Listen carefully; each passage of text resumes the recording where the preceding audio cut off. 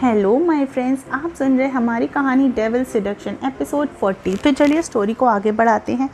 वहीं आसमान में कुछ काले साए दिखा रहे थे और उनकी लाल आंखें ही दिखाई दे रही थी, पर उनका चेहरा नहीं दिख रहा था। वो सब छटपटा रहे थे, वो सब अपना हाथ भी नहीं हिला पा रहे थे। ऐसा लग रहा था जैसे किसी अदृश्य रस्सी ने उन सबको बांध दिया हो। वहीं उनके सामने चाहत हवा में थी। उसकी आंखें इस वक्त नीली थी और उसके चेहरे पर एक खतरनाक स्माइल थी। चाहत इस अंदाज में पूरी तरीके से अलग रही थी। उस काले शैतान में से एक ने अपनी भारी आवाज़ में पूछा, कौन हो तुम और हमारे रास्ते में क्यों आ रही हो? हमारे सरताज को तुम्हारे बारे में पता चलेगा, तब तुम जिंदा नहीं बच पाओगी। उसकी बात सुनकर चाहत जोर से हंसती है और बिना कुछ बोले अपने हाथों से एक गोला बनाकर उनकी तरफ फेंकती है, जिससे उन्हें करंट लगता है और उसकी चीख निकलती है। ये कोई साधारण झटके की तरह नहीं था। उन शैतानों की आवाज़ें पूरे जंगल में गूंज रही थी। चाहत का ध्यान जो उन पर था, तभी उसने धीरे से अपनी आंखें तिरछी करके एक साइड में दूर तक देखा, जहां अलग अलग जगह पे अभिमन्यु, साहिल, कर्ण, रेहान और समय जी आ रहे थे। चाहत की आंखें गहरी हो गई। उसने फिर से सामने देखा तो एक कटाक्ष भरी हंसी के साथ बोली, तुम सबके बाद उसकी भी बारी आएगी, पर तुम देखने के लिए जिंदा नहीं रहोगी। ये कहकर उसने अपनी आंखें बंद कर ली और अचानक से खोला। उसकी आंखें खोलते ही सारे शैतान एक साथ जलने लगे और देखते ही देखते वो पूरी तरीके से खत्म हो गए। चाहत ने एक बार दूसरी तरफ देखा, फिर नीचे ज़मीन पर आकर हवा में देखते ही देखते गायब हो गई।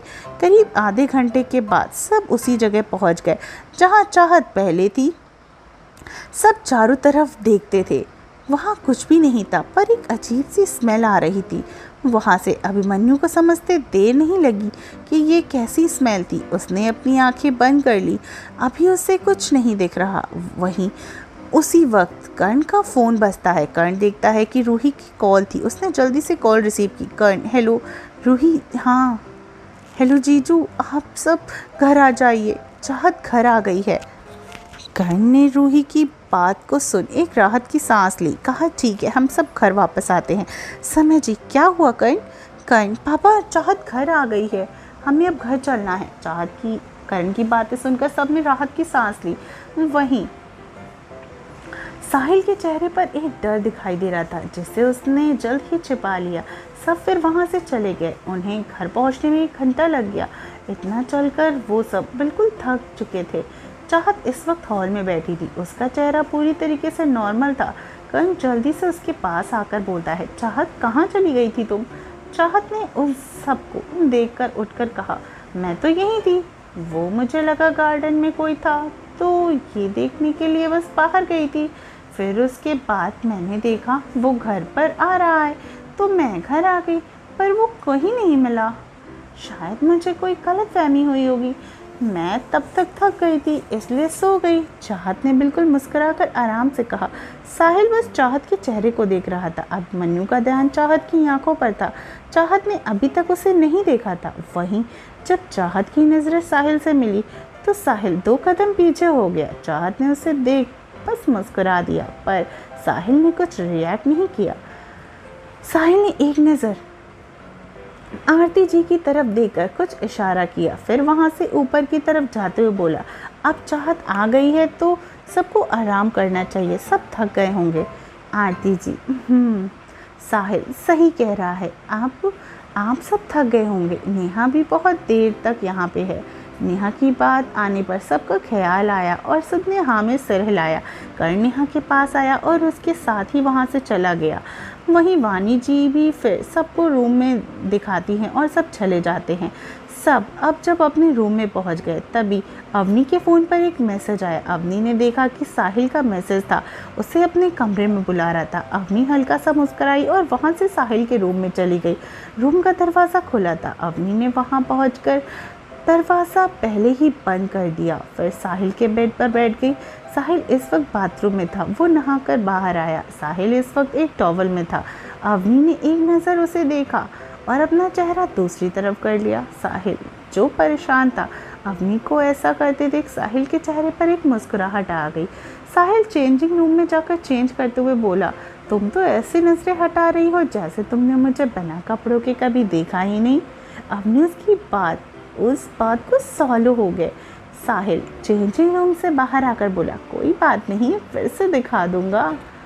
ये बात कहते हुए वो अवनी के करीब आ गया। अवनी उससे घूर कर देखती है, फिर बेड से उठकर रूम्स को देखने लगती है। साहिल मुस्कुराकर उसके करीब आया और उसके पीछे से अवनी को अपनी बाहों में भर लेता है। अवनी पीछे मुड़कर साहिल के चेहरे को देखने लगी। साहिल के चेहरे पर अभी भी परेशानी थी। अवनी मुस्कुराकर अपनी बाहें फैला देती है। ये देखकर साहिल कुछ पल तक उसे देखता है और मुस्कुराकर अवनी को गले लगा देता है। साहिल ने उसे काफ़ी टाइट हक किया था। इस वक्त साहिल को काफ़ी अच्छा लग रहा था। सारी टेंशन एक तरफ और अवनी के साथ एक तरफ, दोनों काफ़ी वक्त तक ऐसे ही रहे। अवनी भी ऐसे ही साहिल के हाल को समझ नहीं पा रही थी। दोनों फिर अलग हुए।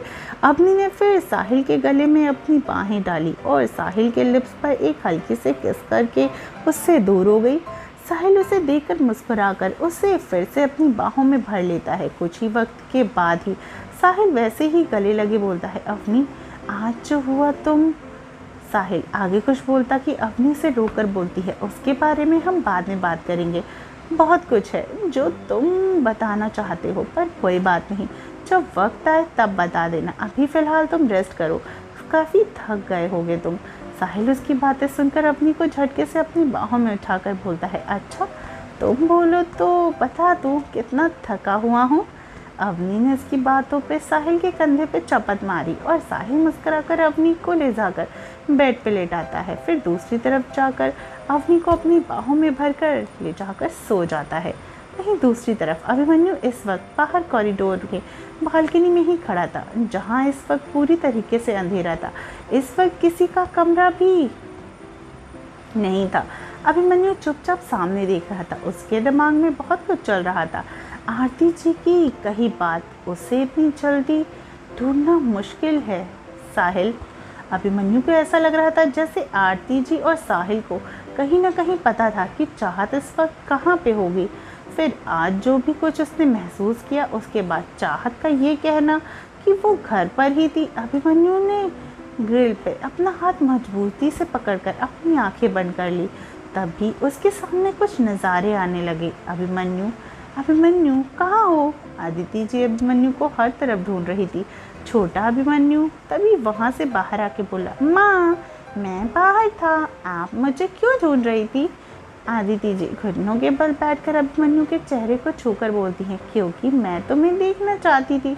अभिमन्यु, मैं तो आ गया। आदिति जी उसकी बात पर मुस्कुरा देती हैं। आदिति जी वहीं अभिमन्यु आगे बढ़कर बोलता है, माँ फिर अगर मैं आपको ढूंढना चाहूँ तो कैसे ढूंढूंगा? आदिति जी तुम्हें मुझे ढूंढना नहीं पड़ेगा, मैं तो हमेशा तुम्हारे पास होंगी।